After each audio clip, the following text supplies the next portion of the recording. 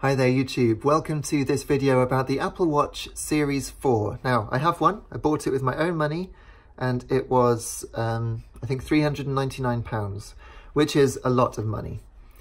And I actually wish I bought the Series 3. So, although I love the Apple Watch, and you'll see on my channel I reviewed the Series 0, they call it Series 0, the original Series 1, and loved it. But I just wanted to say that the Series 4 is not worth the extra money, and I'll tell you why. So to rewind, I had the Apple Watch, the original model, which they now call the Series 0, because it's still the Series 1, but it has a slower processor and is obsolete. They don't make it anymore. It also can't be updated to the most recent firmware, so basically it's already obsolete. And after 4 years, yeah, that's quite something. I remember them saying at the time, it should last longer because it's a bigger purchase.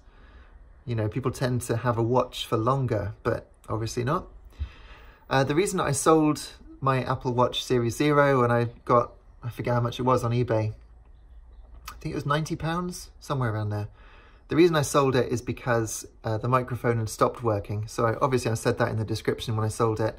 But if the microphone doesn't work on the Apple Watch, you can't make phone calls on it and you can't talk to Siri. Being able to talk to your watch is really useful. Hey Siri, how you doing? If I were any better, vitamins would be taking me. But if you're cooking or something like that, you can ask Siri to set a timer. It's so useful. Just being able to say, you know, tell me in half an hour to do this.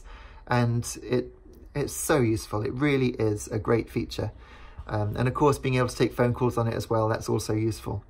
So without that, my Series 0 was able to do health tracking, which is brilliant. It was still able to receive messages and emails and send them if you drew it out, things like that, which was brilliant.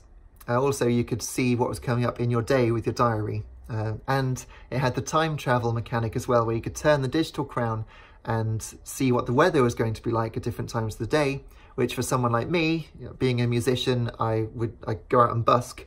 And so knowing what the weather's going to be like at different times of the day was very useful. So the old watch was great, but with a broken microphone, I wanted to get a new one. So when the Series 4 came out, and I held off until then just to see what it was going to do, just in case I could live in Buck Rogers land and have this tiny little TV on my watch with FaceTime. But of course they haven't done that because you'd be looking up, well, your friend would be looking up your nose, and that's probably no good. I should probably talk to you more like that. That didn't transpire. So instead, it's got a larger screen and a brighter display, and it can do things like tell people if you've fallen over. Also knows if you're working out. So it says, hey, it looks like you're working out. It's obviously the 2000s equivalent of the Microsoft Office paperclip, but far less annoying, which is kind of useful because, yeah, I do a lot of walking, 10,000 steps a day. I'm on day 299 in a row of my move streak at 540 active calories, which has made a huge difference to my weight. As you can see, I've lost quite a lot of weight, and all the movement is keeping me energized and stuff like that. So it's great. I love the Apple Watch. I really do. All those people who say it doesn't do anything the phone doesn't do, I disagree. If you're looking at the activity rings, for instance, which you can only update with the Apple Watch, it's so useful to be able to see how you're doing, how close you are to achieving your goal, what you need to do, and keep a track of your streak and keep the streak going. It's brilliant. It's motivating. In terms of motivation, it's the one thing in my entire life that has made me regularly exercise, is the activity rings on the Apple Watch. So I can't fault that. It does keep you fit if you're that way inclined. So yeah, the old watch did that too. In fact, with the time travel, you could see at what point of the day you were making the most progress when you did your rings. Brilliantly, the latest version of the operating system, watchOS, doesn't feature time travel. They actually took it out. So if you've got the Apple Watch Series 4, you can't use time travel. That doesn't make any sense to me at all, to take out features. Sure, they said hardly anyone was using it. Well, I was. Why take it out at all? Why not just have it buried away in the menus like it was anyway? So that doesn't make any sense to me. So the only way to have time travel would be to have a series 1, 2 or 3 of the Apple Watch. And what are you actually getting with the Series 4? Slightly brighter screen, just a little bit brighter. You're getting a bigger screen as well, which doesn't make that much of a difference. The ability to know if you've fallen over. Is waterproof compared to my Series 0. You know, I'm running out of things to say. In terms of actual day-to-day use, although the slightly faster processor does make a little difference to getting into email, stuff like that, there's no difference. My Series 0 did everything that I needed it to do until the microphone broke. And I thought the Series 4 would be a significant step up from that, and it isn't. Another thing that seems to be inferior, or at least not better than the original Apple Watch, is the glass on the screen. Now maybe it's because they want it to be soft so it doesn't break as easily, but this one scratches. It really does scratch. Bearing in mind I had my Series 0 watch for 3.5 years before I sold it. It was as scratched then as this one is now. And I've had this just for a couple of months. It does scratch. You get little hairline scratches when things rub against it.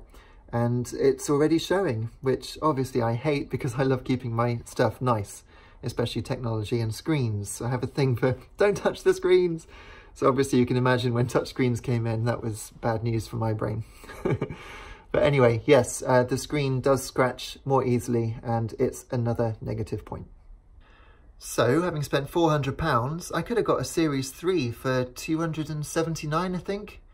You know, that's £120 less for the same functionality. It would have been waterproof. It would have been able to keep track of all my activity and do the workouts, see my emails, be able to talk to Siri, be able to make phone calls. I'm really, really struggling to see what the difference is. So, while it's nice to have the most recent Apple Watch, it's good for the next, presumably, 4 years, might as well have saved the money and just got one behind all the time. I didn't think I'd say that. As you can see, you know, I've got my iMac here in the distance, which does actually unlock using the Apple Watch, which is quite cool.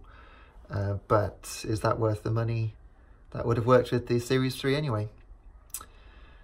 So, in conclusion, I'm not saying that the Apple Watch itself is a bad product, far from it. I love the Apple Watch. But Series 4 over Series 3, don't do it. You don't need to do it. Save the money and upgrade again, perhaps, in a few more cycles' time, if you need to. But yeah, if someone said to me for 130 quid you can have a Series 0 with a working microphone, probably would have gone for that, knowing what I know now. So now you know that, and hopefully that will help you. Thanks very much for watching. I've got other tech videos on my channel, as well as some music, video games, and if you're wondering why my teeth are so straight, I had those straightened, and there's a whole playlist dedicated to how that happened, which people seem to be interested in, so check that out. Thanks for watching, and I'll see you again soon. Take care.